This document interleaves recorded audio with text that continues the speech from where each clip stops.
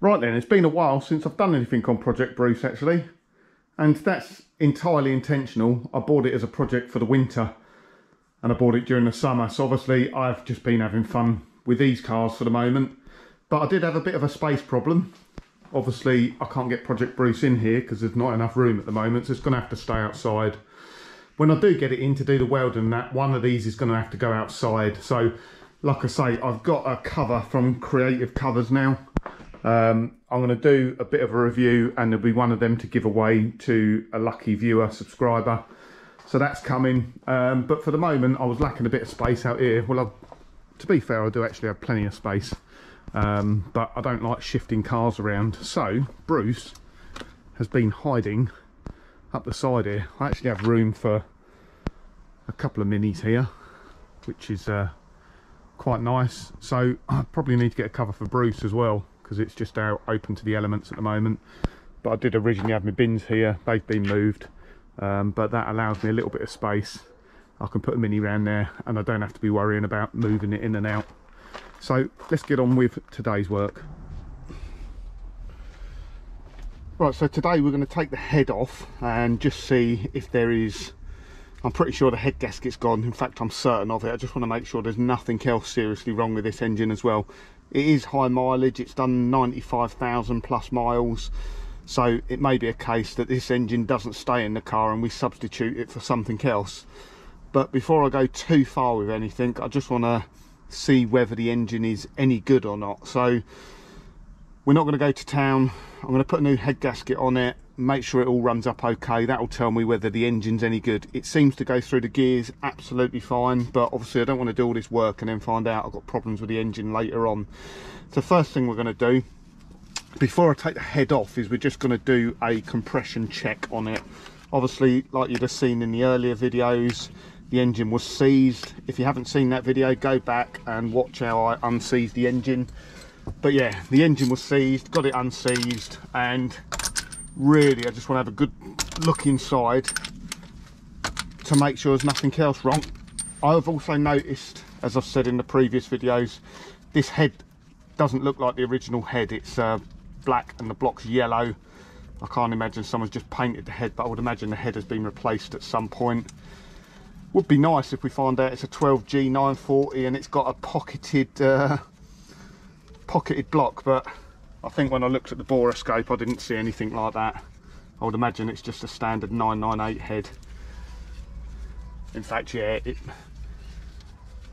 can't be a 12G 940 because it's got a bypass, although I might be wrong there. So first thing we're going to do is just do a quick compression check, make sure there's no, if I get low compression then I know I might be looking at problems with the valves or rings or something like that.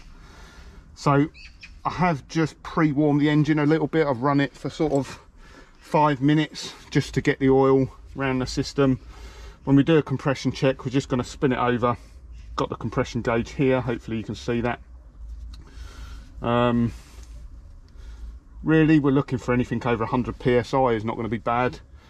I'm just going to bridge the solenoid to get it cranking over, and at the same time we'll open up the throttle butterfly so there's no restrictions.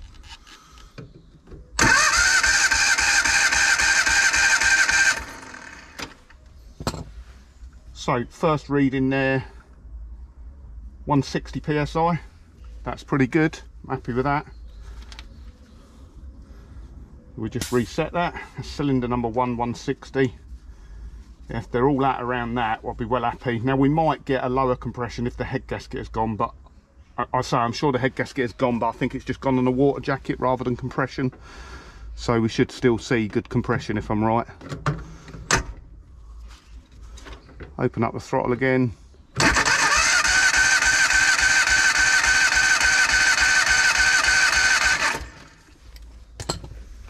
And we get, that's probably about 158. It's pretty good, I'm quite happy with that.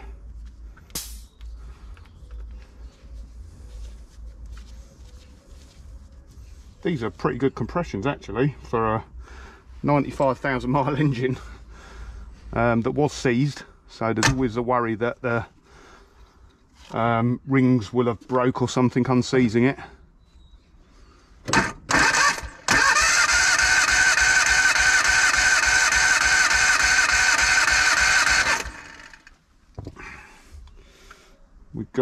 155 there.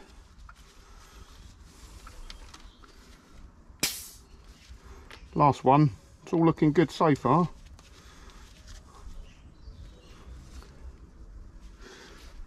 Fingers crossed.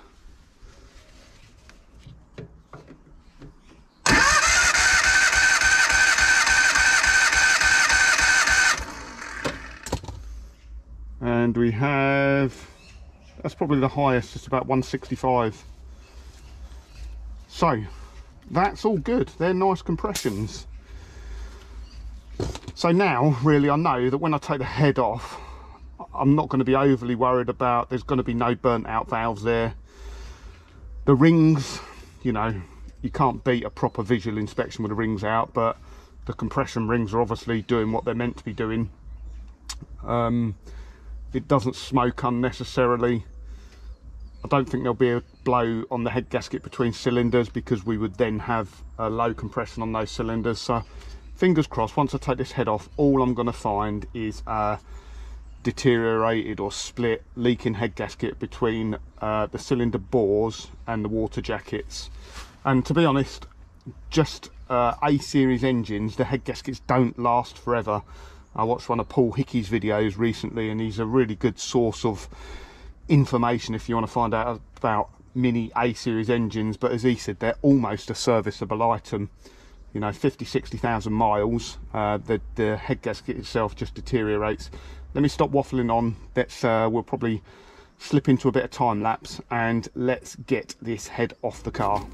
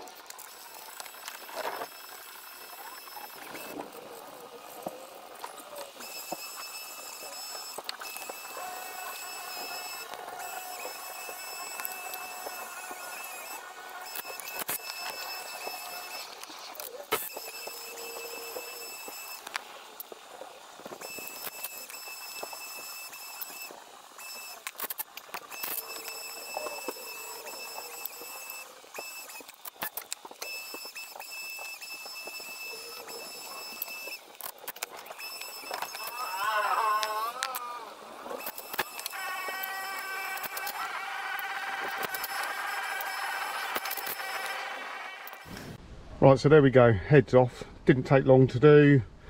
I probably took off some more bits I didn't need to be honest, but I'll take them off because I'll be cleaning them up as I go. Like the radiator, you don't necessarily have to take that out to take the head off, but I did.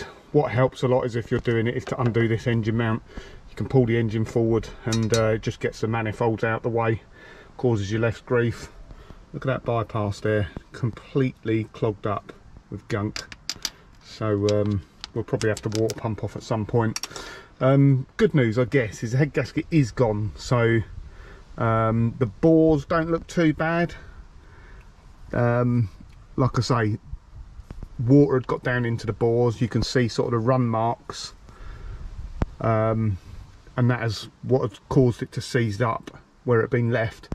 And it doesn't look like this head gasket is that old, although it is hard to tell, but you can definitely see blowing between 2 and 3.